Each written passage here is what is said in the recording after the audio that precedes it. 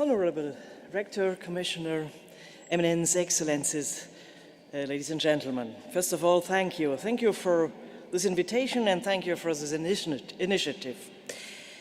I think I'm deeply convinced that this is the right moment for a European Academy of Religion. And Professor Meloni asked me to make some remarks about the responsibility of the educated for the peace of religion. And so allow me 7 short remarks. First, Dietrich Bonhoeffer, a German Lutheran theologian and member of the resistance during National Socialism, stated that education is of no use if it fails in the presence of danger. The experience of his generation proved that humanistic education and related ideals could not avoid the catastrophe of the war, the Nazi barbarism, and the Holocaust. The educated have failed in a situation of extreme danger.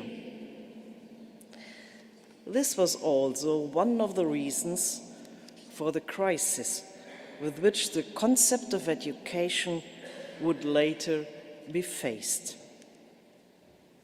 And today, what is the role of the educated in our European societies? What is the role of the educated in all the crises of the last months and years? Second remark, only by strengthening the inner freedom of people against ideologies, it is possible to counteract the value of the educated. What is needed is the ability stemming from freedom to mount resistance against the attempt of monopolization made by those who disregard human dignity. This is our strong belief as Christians and in all religions, the belief that God created us and gave us an inviolable dignity. The respect is the key to civilization. We strongly believe that religions bear special responsibility for the civilization of societies and for world peace. No peace in the world is possible without the peace of religions. Civilization cannot exist without the civilization of religions and through religions. This is the lesson we have learned from the history of Europe and the current state of conflicts in the world. Third remark.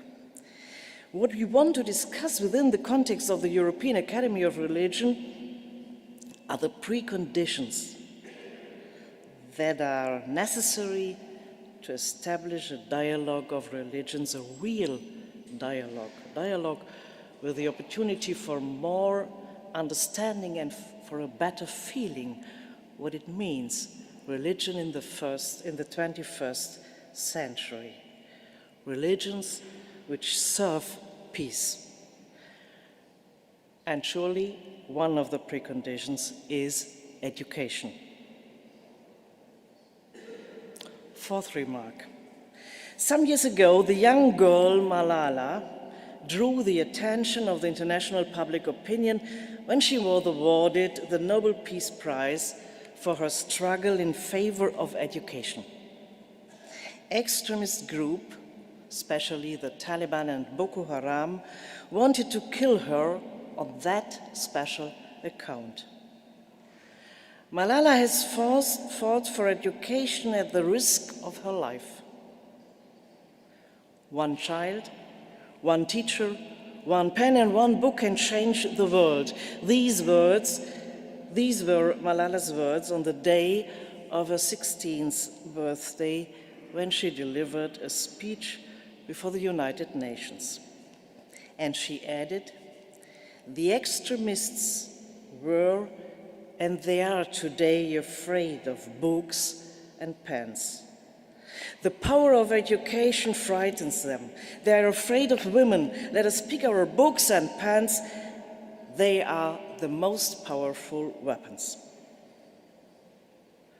Today, instead of the value of the educated at the time of the National Socialism, we are confronted with extremists who want to destroy education, who have special strategies to destroy education because they are afraid of people's intellectual maturity.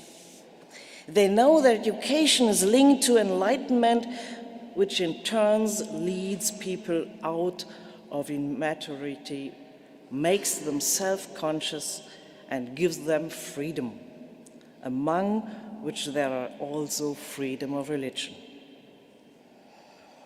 Fifth remark. The safeguarding of the freedom of religion is one of the major duties of states. From the state perspective, it is also beneficial to promote a culture of dialogue between religions in the light of a peaceful coexistence of different religions in modern societies.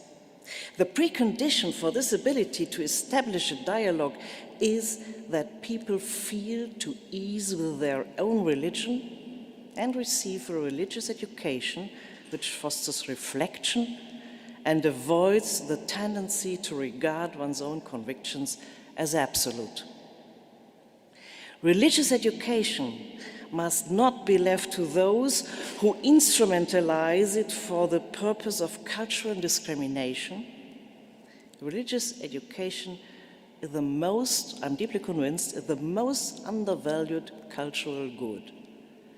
At the same time, it is true that each religious community bears responsibility for ensuring that religious education leads to the respect of people who have a different religion or do not believe at all. Thus, we must envision a religious education which on the one hand is founded on the scientific approach to religions characterizing European universities, and on the other side allows a dialogue built on mutual respect. The question of God, in the light of science, favors clarification and enlightenment. On the basis of its historical experience, Europe can be the continent of a fruitful scientific reflection on religions. The theological debates which have taken place over the centuries in Europe, as well as the standards of the scientific work, offer fertile soil of the dialogue between the Abrahamic religions. Science is part of the public sphere and promotes clarification and illumination as elements of dialogue. The sixth remark. A peaceful coexistence of religions is possible only if civilizing standards are accepted. Respect of each human being, regard of human dignity and respect of fundamental rights. The belief that religion must not exploit the state for its end, nor the state the religion. These are fundamental reasons that make freedom possible, promote peace, and provide the foundations of tolerance. These convictions are necessary in order for religion not to destroy the public sphere and the sphere of freedoms in which it exists. One of the civilizing standards is allowing criticism to be practiced as a part of the intellectual culture in the dialogue between religions. Criticism helps practice respect. Respect and humility are the preconditions for the contribution that religions can give in modern societies to foster peace and freedom. Up until today, these standards have not been part of a worldwide ethos, as Malala's struggle has shown us. Last remark. Religion as a reason of people's hope and a source of values and attitudes. It is part of the cultural memory, and especially of the cultural memory in the European societies, and its related imagery and models of interpretation. The ability to unite one's own religiousness with the regard of other people's religiousness, and for those who are not believers, is one of the major duties of religious education, of the purpose of peace. A self-conscious religiousness must not be confused with fanaticism. It should serve peace. It is against this that education should be measured. Thank you.